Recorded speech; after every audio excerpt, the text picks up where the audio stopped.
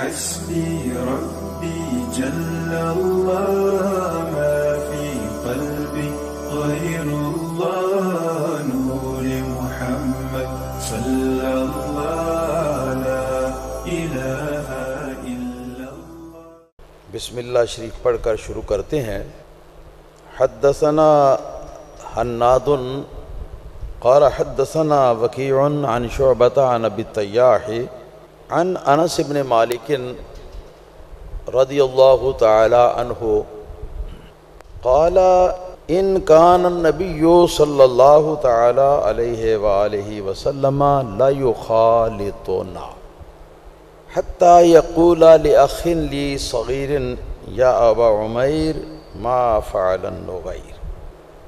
قال ابو عیسیٰ وفقہ هذا الحدیث ان النبی صلی اللہ تعالی علیہ وآلہ وسلم کان یمازح وفیہ انہ کنا غلاما صغیرا فقال له یا ابا عمیر وفیہ انہ لا بأس ان يعطى الصبی الطیر لیلعب به وانما قال له النبی صلی اللہ علیہ وآلہ وسلم یا ابا عمیر ما فعل النغیر لأنه كان له نغير فيلعب به فمات فحزن الغلام عليه فمازحه النبي صلى الله عليه وآله وسلم فقال يا أبا عمير ما فعل النغير.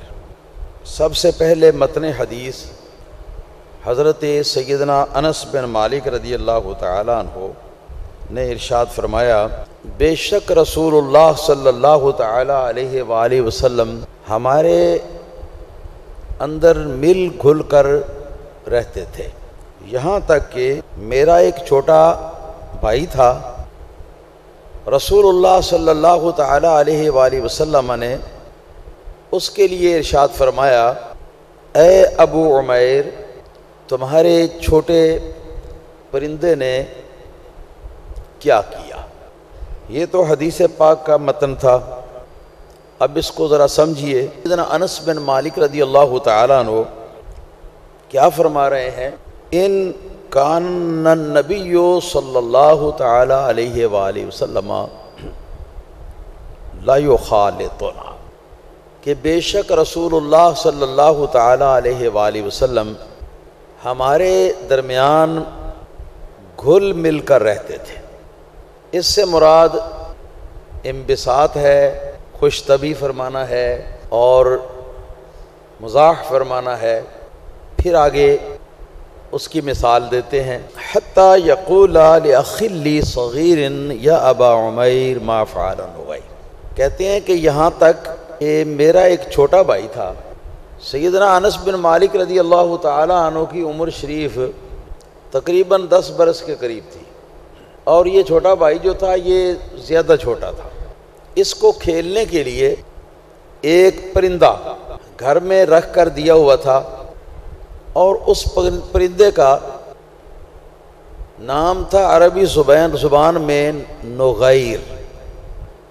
نون غین یہ اور رے نغیر. یہ کون سا پرندہ تھا؟ محدثین کرام نے اس کی تشریح کرتے ہوئے یہ لکھا ہے کہ جیسے چڑیا ہوتی ہے نا، تقریباً چڑیا کے وزن میں یا اس سے لگ بھگ یہ ایک پرندہ ہے جس کی چونچ سرخ رنگ کی ہوتی ہے. اور بعض ائمہ لغت نے یہ فرمایا ہے کہ یہ ایک ایسا چڑیا کے وزن میں ایک ایسا پرندہ ہے صغیر المنقار احمر الراس، جس کا سر سرخ ہوتا ہے اور چونچ چھوٹی ہوتی ہے، بہت لمبی نہیں ہوتی. تیسرا قول جو ہے وہ یہ ہے کہ یہ وہی جانور ہے، وہی پرندہ ہے جس کو ہم لوگ بلبل کہتے ہیں. جیسے چڑیا کی کئی قسمیں ہوتی ہیں، کئی رنگ ہوتے ہیں چڑیوں کے، اس طرح بلبل کی بھی کئی قسمیں ہوتی ہیں اور کئی رنگ ہوتے ہیں. ہو سکتا ہے وہاں کی بلبل جو ہے وہ سرخ رنگ کا اس کا سر ہو اور سرخ رنگ کی چونچ ہو. ہمارے یہاں تو سرخ رنگ کا سر بلبل کا نہیں ہوتا، چونچ بھی سرخ نہیں ہوتی. ممکن ہے وہاں کا بلبل جو ہے وہ سرخ سر والا، سرخ چونچ والا ہو.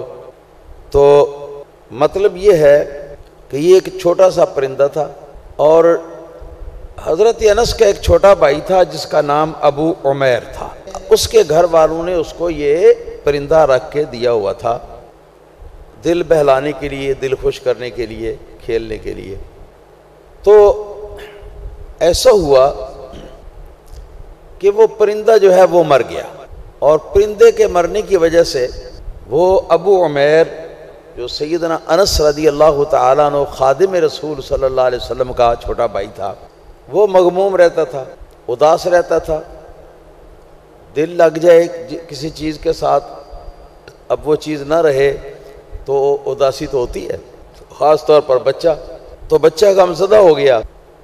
رسول اللہ صلی اللہ تعالیٰ علیہ وسلم حسب معمول سرکار کا ان کے گھر میں آنا جانا رہتا ہوتا تھا، کیونکہ یہ لوگ رسول اللہ صلی اللہ تعالیٰ علیہ وسلم کے ابا جان کے ننہال کی طرف سے سرکار کے رشتہ دار لگتے تھے.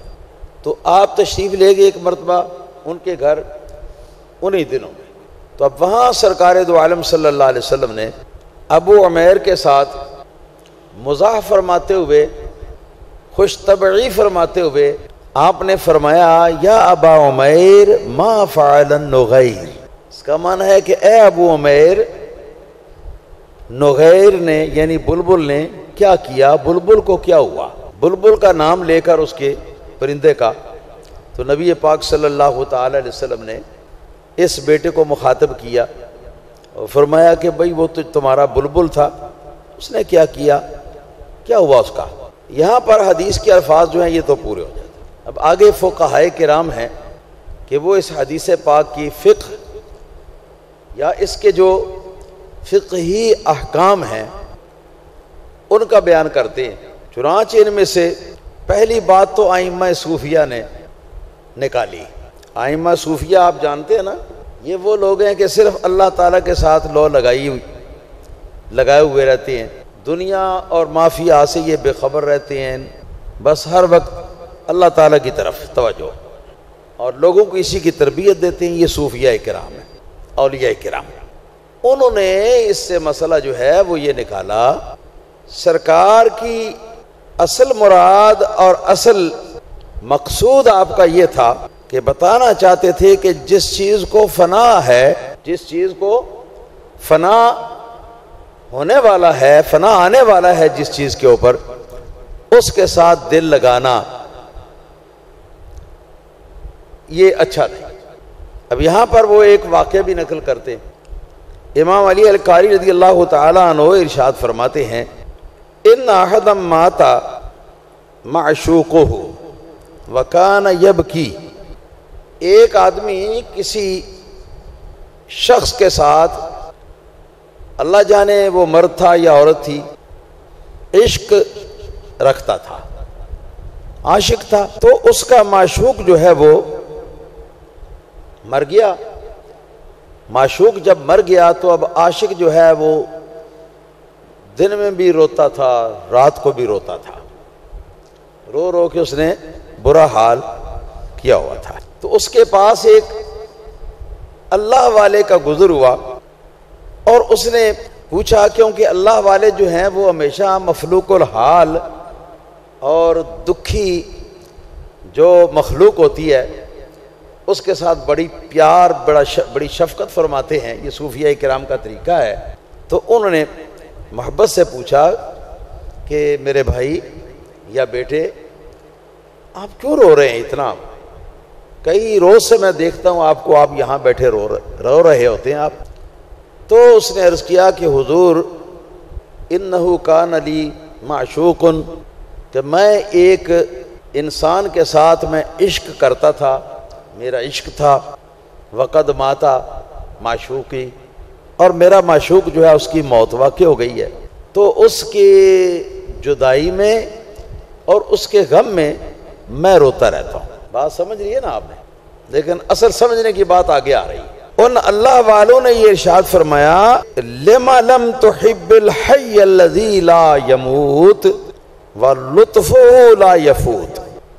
فرمایا کہ اے نوجوان تم اس ہستی کے ساتھ محبت کیوں نہیں کرتے, اس کو اپنا محبوب کیوں نہیں بناتے کہ جو ہستی سدا زندہ ہے, الذی لا یموت, جس کو کبھی موت آئے ہی نہیں, وَلُطْفُهُ لَا يَفُوتُ, اور اپنے ساتھ محبت کرنے والوں کے ساتھ اس کی مہربانی جو ہے وہ بھی کبھی ختم نہیں ہوتی. وہ اپنے محبت کرنے والوں, اپنے پیار کرنے والوں کے پیار کی اور ان کے محبت کی وہ ہستی جو ہے وہ قدر کرتی ہے. تو اس ہستی کے ساتھ کیوں محبت نہیں کرتا جو کبھی نہ مرے؟ جو مر جائے وہ بھی بھلا کوئی محبت کے لائق ہے؟ جو سدا زندہ رہنے والی ہستی ہے محبت تو اس کے ساتھ کرنی چاہیے. مراد اصلی محبت ہے. مراد کون سی محبت ہے؟ اصلی محبت. ورنہ سببی محبتیں جو ہیں وہ تو دنیا کے اندر وہ موجود ہیں اور اسلام نے ان کی اجازت دی ہے, بلکہ صرف اجازت ہی نہیں دی بلکہ بعض مقامات پر حکم فرمایا ہے.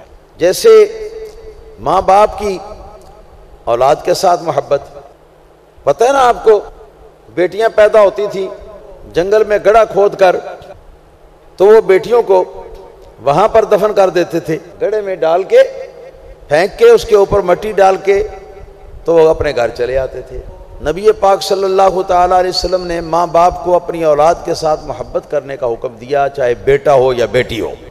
اور بیٹیوں کے بارے میں تو یہاں تک فرمایا, سنو توجہ سے, سرکار علیہ السلام نے ارشاد فرمایا جس شخص کو اللہ تعالیٰ نے 4 بیٹیاں عطا فرمائی ہوں اور ان چاروں بیٹیوں کا اچھی طرح سے خیال رکھتا ہو اور ان کو پالا ہو, پوسا ہو اور ان کی تعلیم و تربیت کی ہو اچھی طرح, ان 4 بیٹیوں کی, تو فرمایا الا کننا لہو یوم القیامت حجابا من النار, تو یہ 4 بیٹیاں جو ہیں یہ قیامت کے دن اس کے لیے جہنم کے اور اس آدمی کے درمیان یہ رکاوٹ بن جائیں گی. یہ بیٹیاں اس کو جہنم میں جانے نہیں دیں گی.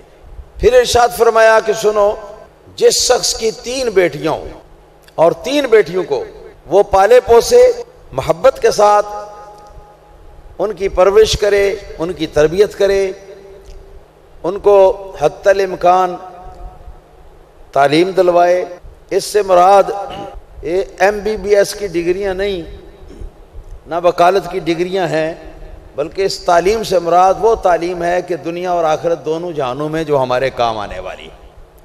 دینی تعلیم ہے اور ضرورت کے مطابق دنیاوی تعلیم بھی. تو اچھی طرح اس کی تعلیم و تربیت بھی کرے, پھر اس کی شادی کر کے اس کے شوہر کے گھر اس کو پہنچا دے.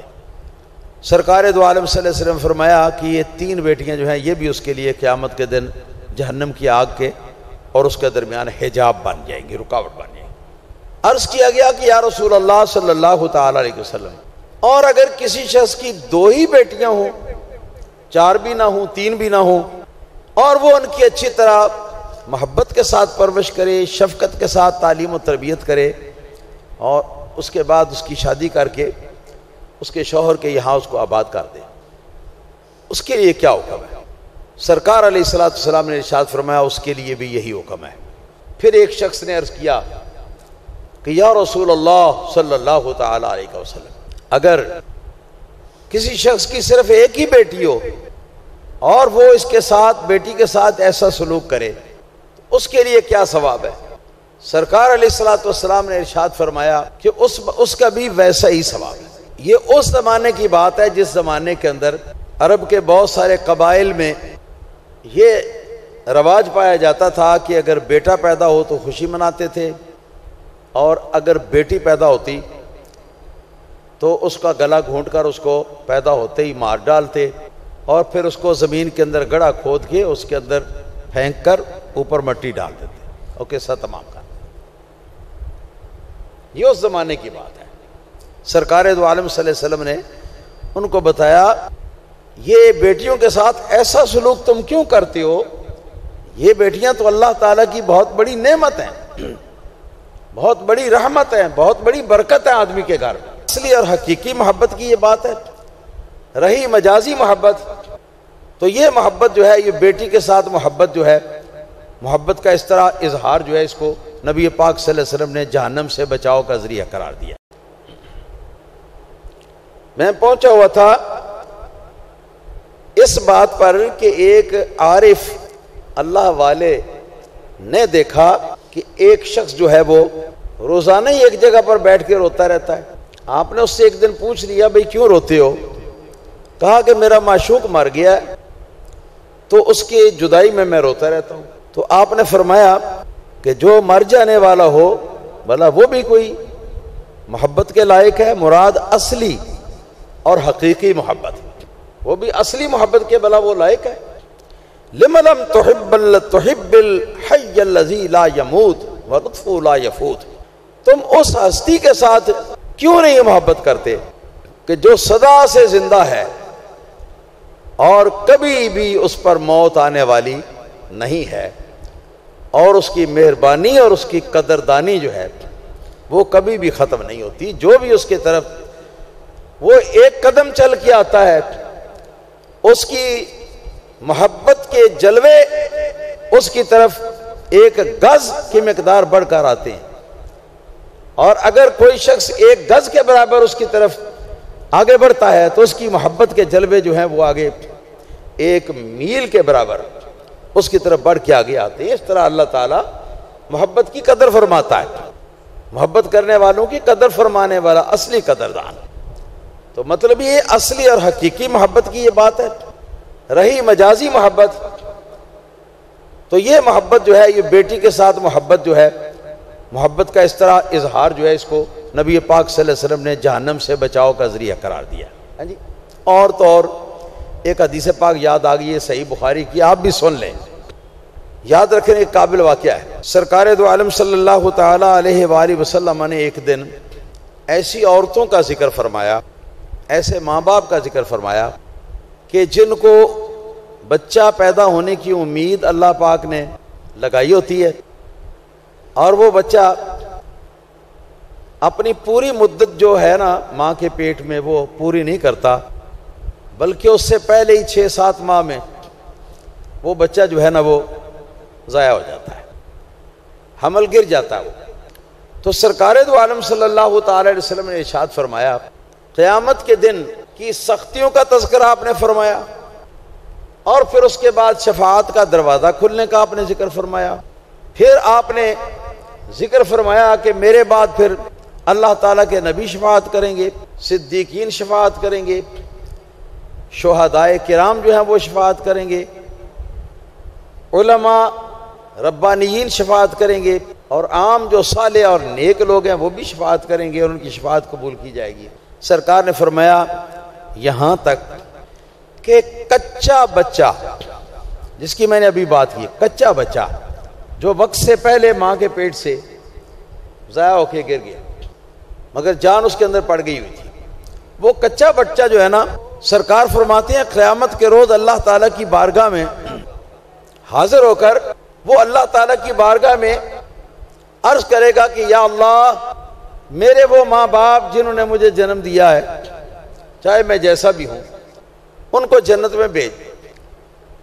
تو اللہ تعالیٰ فرمائے گا کہ تیرے ماں باپ یہ کرتے تھے، وہ کرتے تھے، مطلب ان کے غلطیاں گناہ یاد دلائے گا، یہاں تک کہ سوال جواب ہوتے یہاں تک معاملہ پہنچ جائے گا کہ وہ بچہ گویا جو ہے وہ کہے گا کہ مولا، گناہ جتنے بھی ہیں تیری رحمت ان سب سے بڑی ہے، اور میں ان کا بیٹا ہوں، معصوم بے گناہ ہوں، یا بیٹی ہوں، معصوم بے گناہ ہوں، تو یا اللہ پاک میرا دل خوش کرنے کے لیے ان کو جنت میں بھیج دے۔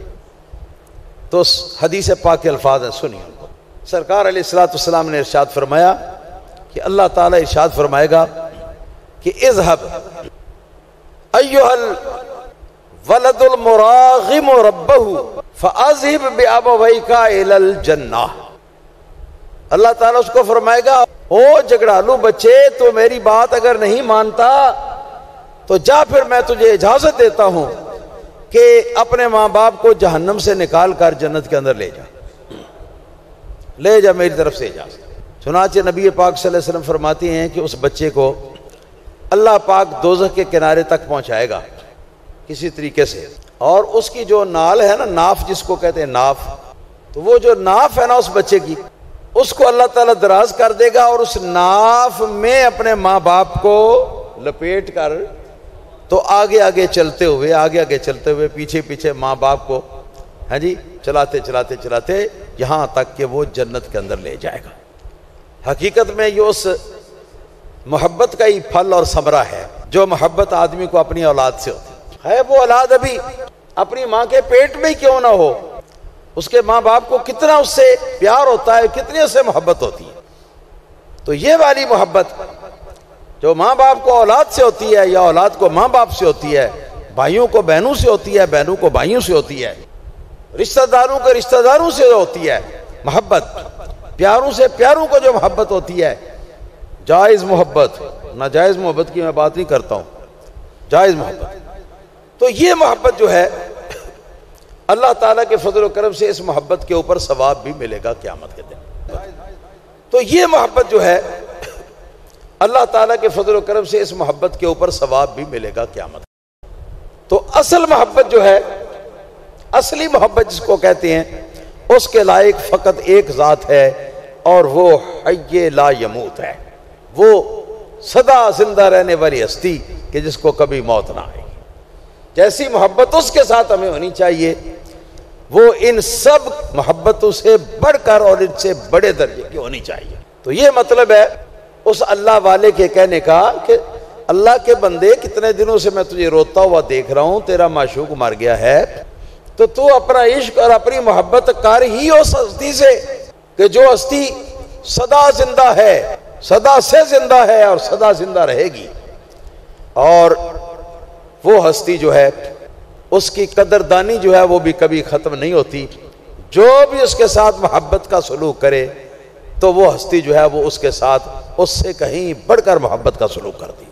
اصل محبت کے لائق وہ ہستی ہے۔ یہ سب سے پہلی فقہ الحدیث ہے، اور اس کا تعلق جو ہے یہ انسان کے وہ جو عام جسمانی عملی احکام ہیں ان کے ساتھ نہیں ہے، بلکہ اس کا تعلق انسان کے باطن اور انسان کے قلب اور انسان کے دل کے ساتھ ہے، اور یہ مسئلہ حقیقت میں یہ معرفت کا مسئلہ ہے، یہ سلوک کا مسئلہ ہے، یہ تصوف کا مسئلہ ہے۔ یہاں سے یہ ثابت ہے کہ اصلی محبت اس ہستی کے ساتھ ہونی چاہیے۔ سلطان ابراہیم بن اعظم بلخی رضی اللہ تعالیٰ عنہ، آپ اس حال میں کہ آپ کی نئی شادی ہوئی تھی، بیوی حاملہ تھی، اور بس دل کو کوئی محبت الہی کی چوٹ ایسی لگی کہ بادشاہی چھوڑ کر باہر جنگلوں میں تشریف لے گئے، پھر چلتے مکہ مکرمہ پہنچ گئے۔ 20 برس کا عرصہ گزر گیا دوستو، محبت الہی نے ان کو فرصت نہیں لینے دی۔ ایک دن کعبہ شریفہ کے پاس بیٹھے ہوئے ہیں، اللہ تعالیٰ کی طرف دل لگائے ہوئے، دیکھتے ہیں کہ ایک خاتون ہے، اس کے ساتھ کوئی 19-20 برس کا ایک نوجوان لڑکا ہے۔ تو وہ طواف کرتے ہوئے نا ان کے سامنے سے جب وہ گزرتے ہیں تو ایسے جیسے ان کے دل کے اوپر ایک جیسے مٹھی ماری جاتی ہے، دل کے اوپر ایک تاثیر ہوتی ہے، کشش پیدا ہوتی ہے، اور وہ اسی کشش میں گمسم رہنا شروع ہو جاتی ہے، یہاں تک کہ جب طواف کا دوسرا چکر پورا کر کے تو وہ بی بی اور لڑکا وہ دونوں پھر ان کے سامنے سے گزرتے ہیں تو ان کی وہی پھر پہلی کیفیت جہاں سے شروع ہوئے تھے وہاں سے پھر شروع ہو جاتی ہے، یہاں تک کہ جب ان کا طواف ختم ہوا تو آپ نے ان دونوں کو بلا لیا، اپنے پاس بٹھایا، بٹھا کے پوچھا بیٹا تمہارا کیا نام ہے؟ بتایا، پھر فرمایا کہ کہاں سے آئے ہو؟ کہا بلخ سے آیا ہوں۔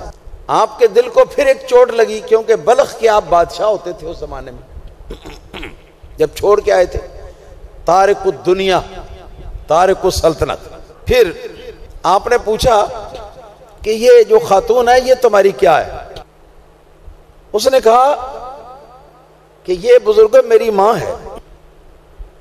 پھر آپ نے ارشاد فرمایا کہ بتاؤ تمہارے باپ کا نام کیا ہے؟ تو بچہ پریشان ہو گیا سن کے کہنے لگا کہ میرے باپ کا نام ہے سلطان ابراہیم ادہم بلخی، مگر میں اس کے سوا اور کچھ آپ کو بتا نہیں سکتا اپنے باپ کے بارے میں، اس لیے کہ ابھی میں اپنے ماں کے پیٹ میں تھا کہ اس کے دل پر عشق الہی کا ایسا جلوہ اترا کہ سب کچھ چھوڑ چھاڑ کے تو یہاں سے بھاگ نکلا۔ اب پتہ نہیں زندہ ہے یا مر گیا ہے، کیا حال ہے اس کا، یہ کہاں ہے؟ سلطان ابراہیم ادہم بلخی رضی اللہ تعالیٰ عنہ کا دل جو ہے نا اس میں اور جذب کی کیفیت پیدا ہوئی۔ پھر آپ نے ارشاد فرمایا کہ بی بی یہ بچہ صحیح کہہ رہا ہے؟ کہا کہ ہاں صحیح کہہ رہا ہے۔ تو پوچھا کہ اس بچے نے تو اپنے باپ کو دیکھا ہی نہیں، مگر تم تو اپنے شوہر کو دیکھا ہوا ہے، تم نے پہچان سکتی ہو اپنے شوہر کو؟ تو کہنے لگی جو اس وقت تھا وہ تو ایسا تھا جیسے کہ یہ ہمارا بیٹا ہے، اس سے ملتی جلتی اس کی شکل تھی، مگر اب پتہ نہیں وہ بوڑھا ہو گیا ہوگا، مر گیا ہوگا، کیا ہوا ہوگا، کیا تبدیلیاں آئی اس میں، میں کوئی زیادہ صحیح طرح نہیں جانتی۔ حضرت ابراہیم ادہم بلخی رضی اللہ تعالیٰ عنہ نے اپنے جسم کے اندر کچھ تل وغیرہ ایسی نشانیاں جو ہیں وہ دکھائیں اور دکھا کر بتایا کہ پہچانو میں کون؟ تو ایک دم غش طاری ہوا اس خاتون پر، اور پھر جس وقت سر اٹھایا تو کہنے لگی کہ آپ ہی سلطان ابراہیم ادہم بلخی ہیں۔ تو جب یہ بات دونوں فریقوں کو سمجھ میں آ گئی تو حتیم کعبہ تھی اس کے سامنے بیٹھے ہوئے تھے، انہوں نے اپنے صاحبزادے کو اپنی گودی میں بٹھا لیا جیسے بچے کو بٹھاتے ہیں، اور لگے اس کو چومنے اور پیار کرنے لگے۔ تو اتنے میں غیب سے آواز آتی ہے کہ اے ابراہیم ادہم، ایک دل اور محبتیں دو یہ نہیں ہو سکتا۔ اسی وقت عرض کیا کہ یا اللہ میری تیری بارگاہ میں دعا ہے کہ میں اپنی حالت سے مجبور ہوں، مگر تیری بارگاہ میں میری دعا ہے کہ باپ بیٹا دونوں میں سے ایک کی یا اللہ پاک موت واقع کر دے تاکہ یہ معاملہ ختم ہو جائے۔ اتنا ان کا کہنا تھا کہ وہ نوجوان بیٹا جو ہے وہ گودی کے اندر وہ اس کی روح جو ہے وہ پرواز کر گئی، بیٹا وصال کر گیا۔ یہ اس محبت کی بات کر رہا ہوں میں، اصلی محبت دنیا میں ہر کسی کو نہیں حاصل ہوتی، کوئی ہوتا ہے جس کو یہ گوہر نایاب جو ہے وہ حاصل ہوتا ہے۔ یہ جو اصلی محبت ہے، یہ اصلی محبت اگر آپ معرفت کی بات سمجھنا چاہتے ہیں تو ہمارے صوفیاء کرام، اولیاء کرام اور اللہ والے جو ہیں صاحب باطن، وہ بتاتے ہیں کہ وہ اصلی محبت جو ہے اس کے لائق صرف ایک ہی ہستی ہے، اور وہ ہستی ہے اللہ وحدہ لا شریک کی ہستی، جس نے ہمیں پیدا کیا ہے، جس نے ہمیں بنایا ہے، جس نے ہمیں عقل عطا فرمائی ہے، جس نے ہمیں حواس عطا فرمائے ہیں، جس نے ہمیں انسان بنایا ہے، جس نے ہمارے فائدے کی تمام چیزیں پیدا فرمائی ہیں، جس نے زندگی عطا فرمائی ہے، جس نے سلامتی عطا فرمائی ہے، جس نے ہمارے لیے ساری دنیا کی نعمتیں پیدا فرمائی۔ پھر باقی محبتیں جو ہیں اس محبت کے صدقے لو تطبیق کرتے ہیں، اس کی ان دونوں محبتوں کو ملا دیتے ہیں، اکٹھا کر دیتے ہیں۔ کیسے آپ سوچتے ہوں گے کیسے اکٹھی ہوں گی؟ اب میں کہوں گا کہ یوں آپ کہہ لیں کہ یا اللہ پاک میری محبت اصل میں تو تیرے ساتھ ہی ہے، مگر تیرے محبوب کے ساتھ محبت کرتا ہوں اس لیے کہ تیرا حکم ہے، اور محبوب جو حکم دے وہ پورا کرنا پڑتا ہے۔ ٹھیک ہے جی، میں اپنی ماں سے یا اللہ پاک اس لیے محبت کرتا ہوں کہ یہ تیرے حبیب کا حکم ہے، تیرا حکم ہے۔ میں اپنے باپ سے اس لیے محبت کرتا ہوں کہ یا اللہ پاک یہ تیرا اور تیرے حبیب کا حکم ہے۔ یا اللہ پاک میری اصلی محبت تیرے ساتھ ہے، لیکن میں اپنی اولاد کے ساتھ محبت اس لیے کرتا ہوں کہ یہ تیرا حکم ہے۔ میں اپنے استاد کے ساتھ محبت اس لیے کرتا ہوں کہ یہ تیرا حکم ہے. میں اپنے شیخ یا مرشد سے اس لیے محبت کرتا ہوں کہ مولا پاک یہ تیرا حکم ہے.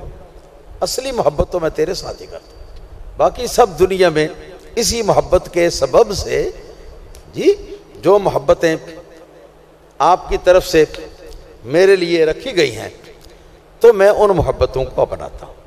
اب دونوں میں تطبیق ہوگی, دونوں محبتوں کے اندر. ہاں جی, دونوں محبتوں کے اندر تطبیق ہوگی. اب کوئی یہ نہیں کہہ سکتا کہ اللہ سے محبت کروں تو پھر ماں سے کیسے محبت کروں, پھر باپ سے کیسے کروں, پھر علماء سے کیسے کروں, پھر میں اولیاء سے کیسے کروں, پھر انبیاء سے کیسے کروں, سید الانبیاء صلی اللہ علیہ وسلم سے کیسے کروں.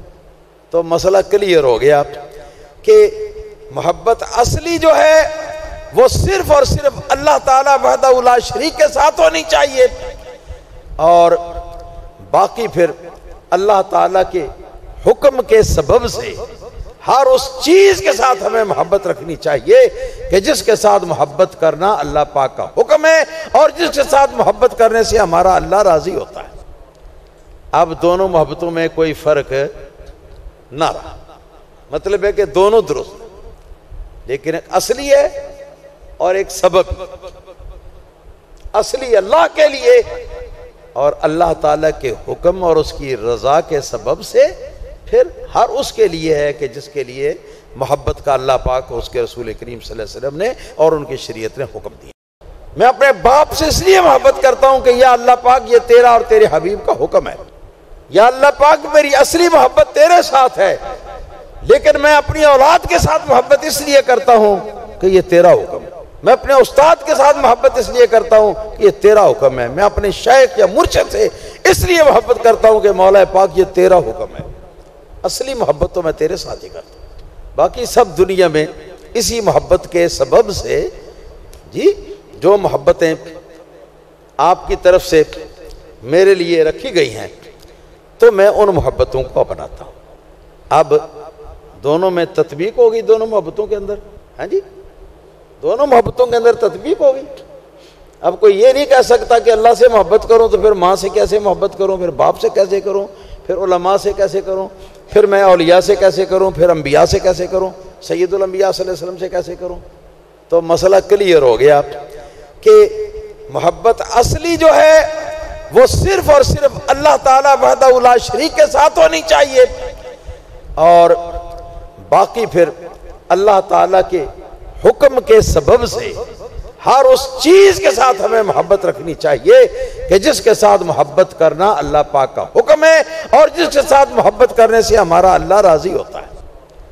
اب دونوں محبتوں میں کوئی فرق نہ رہا, مطلب ہے کہ دونوں درست, لیکن ایک اصلی ہے اور ایک سبب. اصلی اللہ کے لیے اور اللہ تعالیٰ کے حکم اور اس کی رضا کے سبب سے, پھر ہر اس کے لیے ہے کہ جس کے لیے محبت کا اللہ پاک اس کے رسول کریم صلی اللہ علیہ وسلم نے اور ان کی شریعت نے حکم دیا. تو یہ صوفیہ کی بات جو ہے یہ پوری ہوئی. پہلا مسئلہ اس سے یہ ثابت ہوا. دوسرا مسئلہ اس سے یہ ثابت ہوا کہ سیدنا انس بن مالک رضی اللہ تعالیٰ عنہ فرماتے ہیں کہ رسول اللہ صلی اللہ تعالیٰ علیہ وسلم ہمارے ساتھ گھل مل کے رہتے تھے. سرکار کی ذات پر اتنی ہیبت تھی, سرکار کی ذات میں اتنا رعب تھا کہ اچانک جو سرکار دو عالم صلی اللہ علیہ وسلم کو دیکھتا تو کئی واقعات ایسے آئے ہیں کہ اس کے یہ ان جگہوں کا گوشت جو ہے نا وہ پھڑکنے لگتا رعب کی وجہ سے. امام علی القاری رضی اللہ تعالیٰ عنہ ارشاد فرماتے ہیں, حضرت عمر بن عاص رضی اللہ تعالیٰ عنہ کی روایت ہے صحیح مسلم میں, آپ نے فرمایا صحبت رسول اللہ صلی اللہ علیہ وسلم ما ملات عینی قط حیاء منہ وتعظیما لہ ولو قیل لی صفہ لما قدرت. آپ فرماتے ہیں کہ میں نے سال ہا سال اور برس ہا برس رسول اللہ صلی اللہ علیہ وسلم کی, سیدنا عمر بن عاص کی بات ہے, سال ہا سال اور برس ہا برس میں نے رسول اللہ صلی اللہ تعالی علیہ وسلم کی صحبت میں گزارے, لیکن زندگی میں کبھی وہ موقع نہیں آیا کہ جب میری آنکھوں نے دل بھر کر سرکار کو دیکھا ہو. کیوں؟ فرماتے ہیں حیا من ہو, سرکار کو اس طرح بے باکی کے ساتھ دیکھنے سے شرم آنے کی وجہ سے، وتعظیما لہ، اور سرکار کی تعظیم کے لیے۔ پھر فرماتے ہیں کہ برس برس سرکار کی خدمت میں حاضر رہنے کے باوجود اگر مجھ سے کوئی کہے کہ سرکار کا حلیہ پاک تفصیل کے ساتھ بیان کرو تو میں اس کو صحیح طور سے بیان نہیں کر سکتا۔ یہ حضرت سیدنا عمرو بن عاص رضی اللہ تعالیٰ عنہ۔ اور اسی طرح سرکار فرماتی ہیں لی مع اللہ وقت لا یسعنی فیہ ملک مقرب ولا نبی مرسل۔ آپ فرماتے ہیں کہ اللہ تعالیٰ کی بارگاہ میں میرا ایک ایسا وقت ہوتا ہے، میرا ایک وقت ہوتا ہے اللہ تعالیٰ کی بارگاہ میں کہ جس وقت میں اللہ تعالیٰ کی بارگاہ میں اپنی ایک خاص کیفیت کے اندر ہوتا ہوں تو اس وقت میں کہ لا یسعنی فیہ ملک مقرب، اللہ تعالیٰ کا کوئی مقرب فرشتہ، یہاں تک کہ جبرائیل بھی، میکائیل بھی، اسرافیل بھی مجھ کو دیکھنے کی طاقت نہیں رکھ پاتے، ولا نبی مرسل، اور نہ ہی اللہ تعالیٰ کا کوئی مرسل نبی مجھ کو دیکھنے کی طاقت رکھتا ہے۔ میرا وہ وقت ہوتا ہے اللہ تعالیٰ کی بارگاہ میں حاضری کا، تو رات تو اس میں گزرتی ہے سرکار دو عالم صلی اللہ علیہ وسلم کی۔ جی اب علامہ علی قاری رضی اللہ تعالیٰ عنہ ارشاد فرماتے ہیں کہ کانا یتجلی علیہ من مواہب القرب و عوائد الفضل، اللہ تعالیٰ کے قرب کی تجلیاں سرکار کے اوپر پیرا دیتی رہتی تھی، اور اللہ تعالیٰ کی طرف سے فضل اور مہربانیوں کے پیرے تھے سرکار پر۔ لیکنہ کانا لا یخرج الیہم الا بعد رکعتی الفجر، لیکن اس کے باوجود سرکار دو عالم صلی اللہ تعالی علیہ وسلم اس کی وجہ سے لوگوں کے پاس ایک عام مجلس کے اندر ایک دم تشریف نہ لے جاتے، بلکہ فرماتے اللہ بعد رکعتي الفجر، فجر کی 2 رکعتیں جو ہیں وہ گھر میں ادا فرماتے، رات کے وقت اللہ کے قرب میں وہ گزارتے، وبعد الکلام مع عائشہ او الاضطجاع بالارض، اور اپنی زوجہ مطہرہ کے ساتھ کچھ دنیاوی باتیں 2-3 کرنے کے بعد فجر کی سنتیں ادا کر کے پھر اپنے اہل و عیال کے ساتھ کچھ تھوڑی سی گفتگو محبت کے ساتھ کرنے کے بعد، اور پھر زمین کے اوپر تھوڑا سا لیٹ جانے کے بعد سرکار اٹھتے اور زمین سے لیٹے ہوئے اٹھ کر تو اپنی حالت و کیفیت کو اس کیفیت سے گویا نکالتے جس کیفیت میں اللہ کے قرب میں آپ کی رات گزری ہے، اور پھر اس طرح وہ لوگوں کے لیے مسجد کی طرف سرکار نکلتے۔ فرماتے ہیں اذ لو خرج علیہم علی حالتہ الذی تحلی بہا من القرب فی مناجاتہ وسماع کلام ربہ وغیر ذالک، فرماتے ہیں کہ اگر سرکار اسی اپنی حالت میں جو کہ اللہ تعالیٰ کے قرب کی تجلی میں سرکار کو حاصل تھی پہلے، اور مناجات اللہ تعالیٰ کے ساتھ راز و نیاز کی باتیں ہو رہی تھیں، اور اللہ تعالیٰ کا کلام جو ہے اس کا سماع آپ کر رہے تھے، اور اس کے علاوہ ساری چیزیں کہ جن کا وصف کوئی انسان اپنی آنکھوں کے ساتھ بیان کرنا تو درکنار، کوئی آدمی ایسے وصف کو، ایسی حالت کو دیکھنے کی برداشت بھی نہیں رکھتا۔ فرماتے ہیں تب سرکار اپنے صحابہ کے پاس باہر نکلتے، اور اگر ایک دم وہاں سے اٹھ کر سرکار باہر صحابہ کرام کے اندر نکل کر تشریف لے آتے تو صحابہ کرام میں سے کوئی بھی سرکار دو عالم صلی اللہ علیہ وسلم کو دیکھ کر برداشت نہ کرتا۔ اب آپ سمجھ گئے اصل بات کو۔ سرکار دو عالم صلی اللہ علیہ وسلم حضرت انس بن مالک رضی اللہ تعالیٰ عنہ کی حدیث کی تشریح ہو رہی ہے، وہ فرماتے تھے کیا کہ رسول اللہ صلی اللہ علیہ وسلم ہمارے ساتھ گھل مل کے رہتے تھے۔ کیوں؟ اس لیے کہ جو اللہ تعالیٰ کی ہیبت اور روب کی تجلیات سرکار دو عالم صلی اللہ علیہ وسلم کے وجود پاک کے اوپر رہتی تھی، اگر رسول اللہ صلی اللہ علیہ وسلم لوگوں کے ساتھ خوش طبعی نہ فرمائیں، لوگوں کے ساتھ مزاح نہ فرمائیں، لوگوں کے ساتھ نبی کریم صلی اللہ علیہ وسلم کھلا کر آپ کی طبیعت کو کھول کر نبی پاک صلی اللہ علیہ وسلم لوگوں کے ساتھ گھل مل کے اگر سرکار دو عالم صلی اللہ علیہ وسلم نہ رہیں تو لوگوں کو سرکار دو عالم صلی اللہ علیہ وسلم کو دیکھنے کی بھی طاقت نہ ہوتی، لوگوں کو سرکار کی بات کے سننے کی بھی تاب نہ ہوتی، لوگوں کو سرکار دو عالم صلی اللہ علیہ وسلم سے اللہ تعالیٰ کی شریعت جو ہے اس کو سیکھنے کی بھی تاب نہ ہوتا۔ یہ وجہ تھی، ورنہ سرکار کو تو ان چیزوں کی نہ ضرورت تھی نہ سرکار کی عادت تھی۔ انشاءاللہ تعالیٰ باقی